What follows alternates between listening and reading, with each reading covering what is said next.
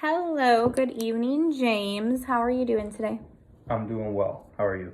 I'm doing well. Thank you for asking, and thank you for coming in today. So, last week we were discussing you and your wife and your guys' relationship and the struggles that you guys have been experiencing due to her career path change. So how have things been going this week for you guys? Not so good. This past week has been a little rough. I just feel, like there's been a lot of arguing going on about a lot of things. There's been a lot of arguing going on about our kids. Who's picking up the kids, who's dropping off the kids,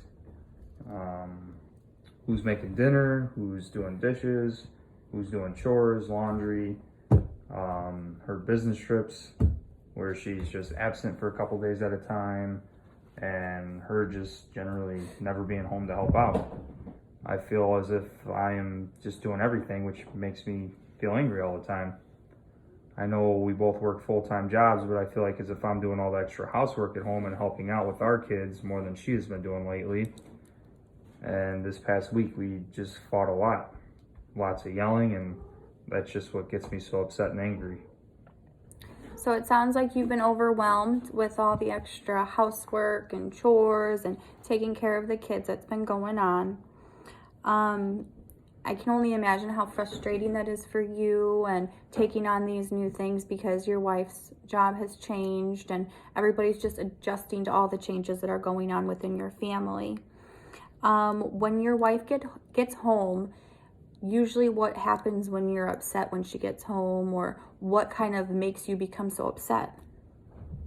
Well, I'm usually already upset when she comes home, from everything else going on during the day. So what usually ends up happening is just I usually end up yelling, or usually I'll ignore her until I can't anymore, and then I start to yell. So in the end, it always just ends up with a screaming match. Okay. So when you start yelling at her and getting upset, what is her response towards you? Well, she yells back because, I then make her upset. And sometimes she ends up crying. It usually turns into a screaming match. And this week was just worse than others because she was on a business trip for the past few days, and I just felt like a single parent. And that isn't right. We should be a team. Even now I'm getting angry just talking about it. Okay. Let's take a pause. Let's take a step back. So even just talking about it right now, you're getting upset. If you had to rate your anger level, even just thinking about everything that's going on at home, on a scale of 1 to 10, what would your anger level be? I would say about an 8. An 8? Okay. So if you don't mind, before we move on in the discussion, I would like to utilize the deep breathing techniques that we worked on last week. Is that okay with you? Yeah. Okay. So we're going to do the deep breathing techniques. Just remember, we're breathing in for 5, holding for 5, and then breathing out for 7. Okay? Sounds good. All right. So I'll lead and then you follow. So breathe in 1, 2, 3, 4, 5. Hold 2, 3, 4, 5. Breathe out 2, 3, 4, 5, 6, 7. Breathe in 2, 3, 4, 5. Hold 2, 3, 4, 5. Breathe out 2, 3, 4, 5, 6, 7. One last time. Breathe in 2, 3, 4, 5. Hold 2, 3, 4, 5. Breathe out 2, 3, 4, 5, 6, 7. Okay, so how are you feeling now? I'm feeling better. I just get worked up about everything that's going on, and that's why I'm always so tense, but I feel a little better after doing that. Okay, so if you don't mind me asking, on a scale from 1 to 10, what's your anger level now? Maybe about a 4. Okay, well, it's better than an 8. It looks like the breathing technique did help lower your score just a little bit. Have you been able to practice this breathing technique throughout the past week? I've probably had the opportunities to, but honestly, I've not.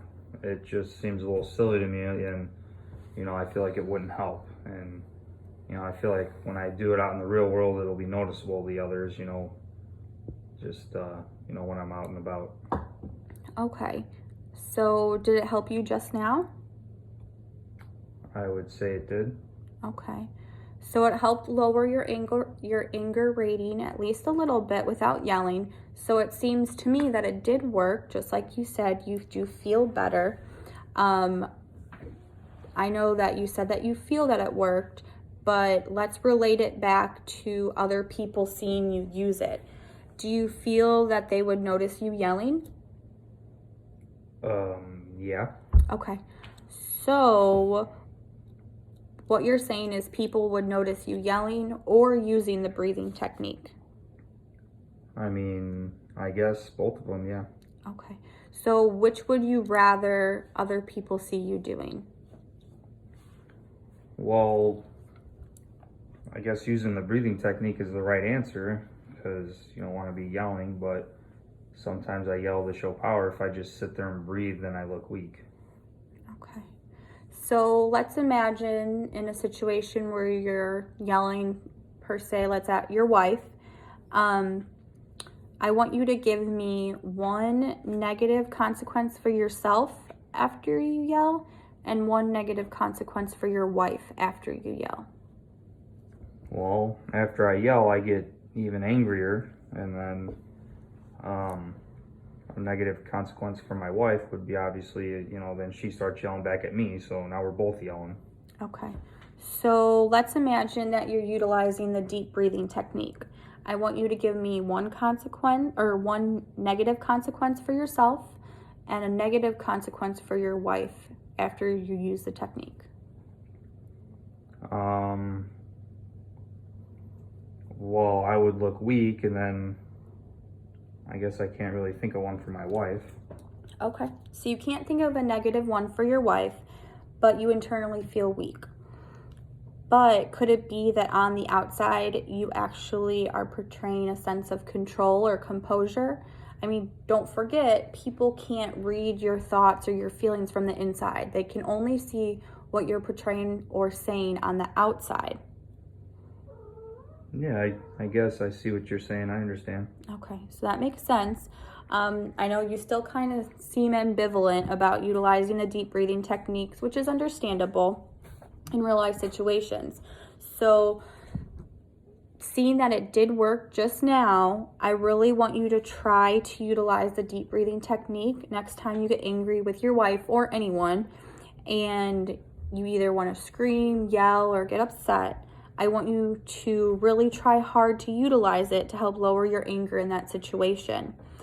After the encounter, I want you to fill out the self-monitoring tool. We're going to discuss it more at the end of the session, and I'm going to send it home with you, and I want you to utilize it during the week so we can explore your feelings of anger and your behavioral anger feelings that are coming out. And then if the deep breathing technique doesn't work, we can always explore other techniques later on. How does that sound to you? That sounds good. I can do that. I will actually try and use it this week and see if I can then fill out the form and we can have something to go off of next week. Okay. All right. So let's go back and focus on your wife's response for when you yell at her. You were telling me that when you yell at your wife yells right back and you guys just continuously argue, and the yelling usually comes after you've done so much at home and you feel you're the only one doing all these chores at home. Is that what you're trying to tell me?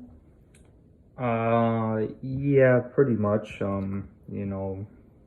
Everything that we've been saying pretty much in a nutshell, yeah. Okay.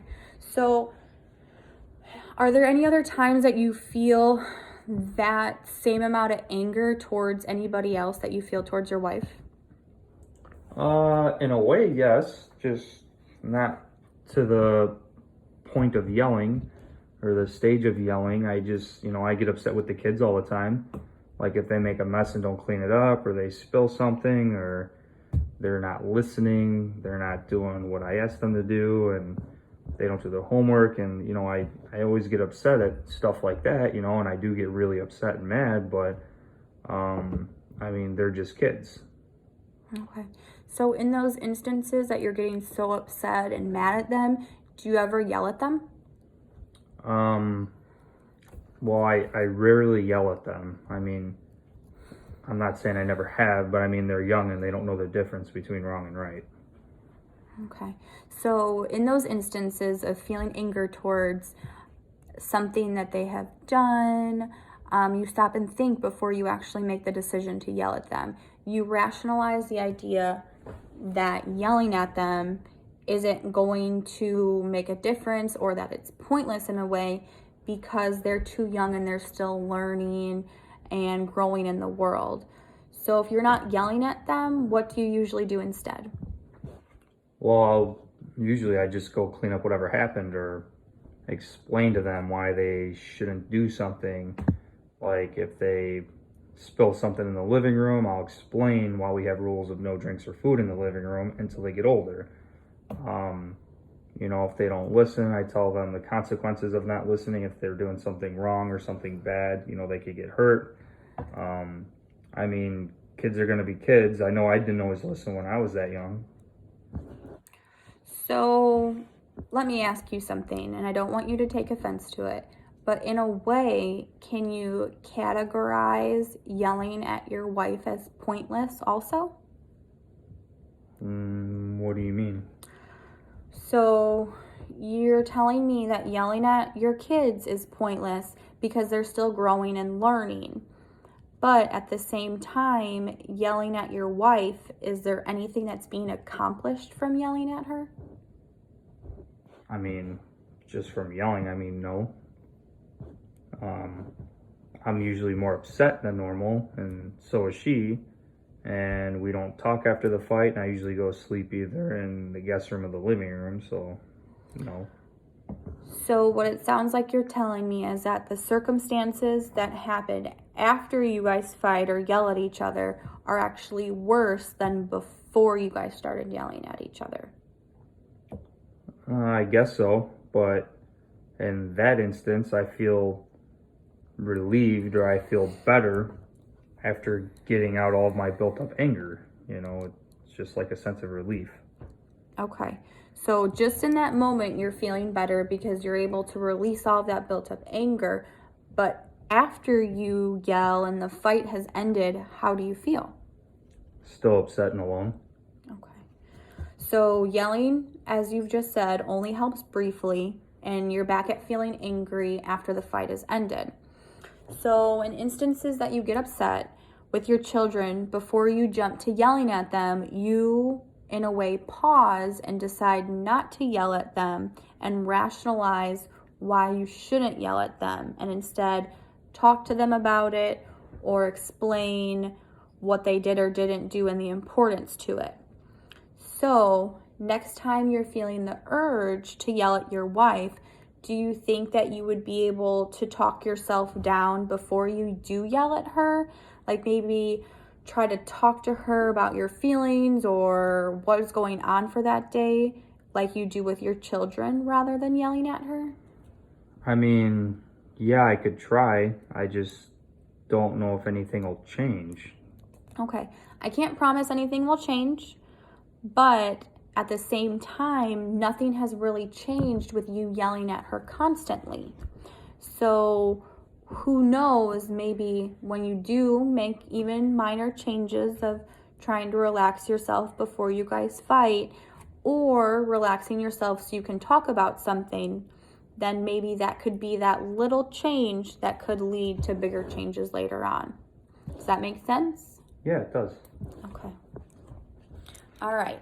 So giving the breathing technique to try and expressing yourself with your words.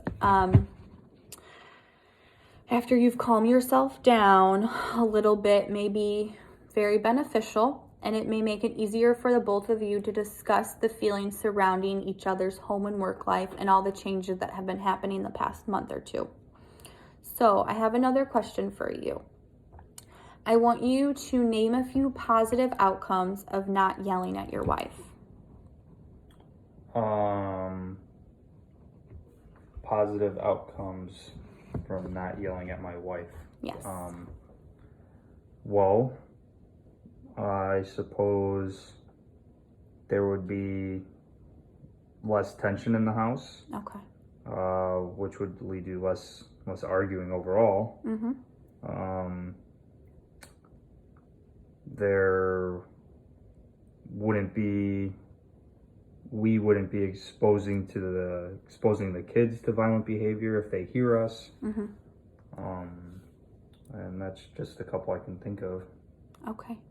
So what you're telling me, the positive outcomes of you not yelling are being portrayed from you being able to calm yourself down and not yell, but actually talk about things.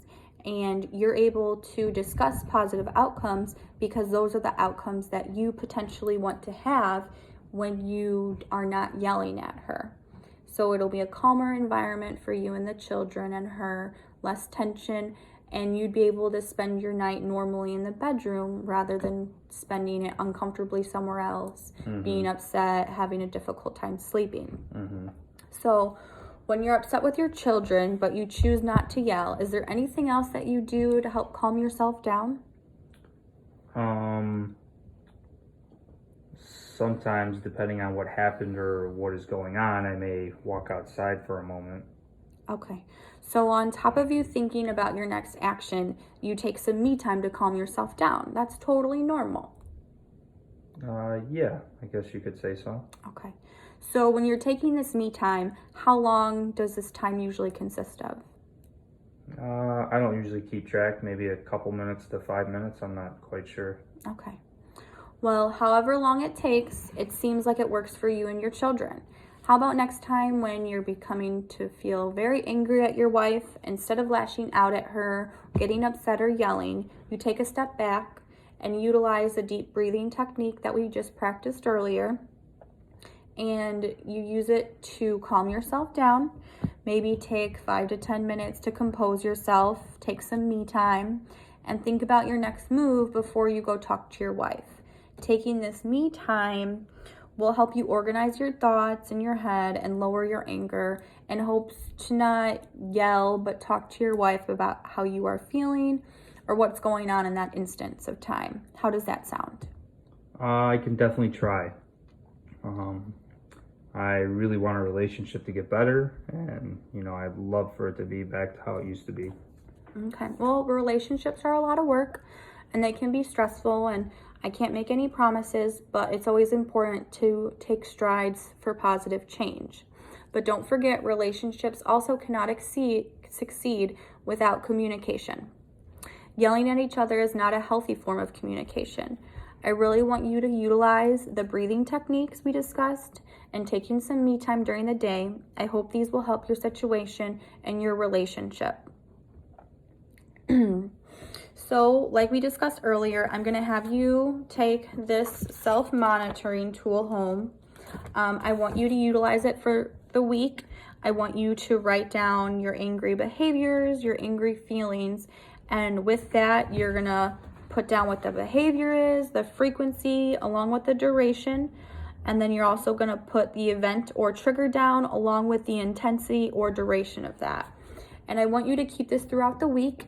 We'll meet back up again next week. We'll discuss everything that you had written down, and hopefully this will help you come to know and understand your triggers and behaviors, and eventually you'll be able to stop any emotions or movement towards these triggers, and you'll be able to keep your anger under control and hopefully not yell as much and be more calm about certain situations.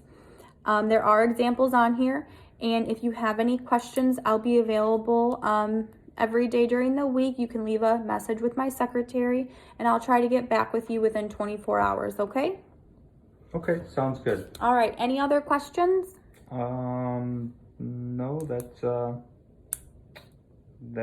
gonna be it, I guess. Okay, well, thank you very much for meeting with me, and I will see you next week, James, okay? Sounds good, thanks. All right, thank you.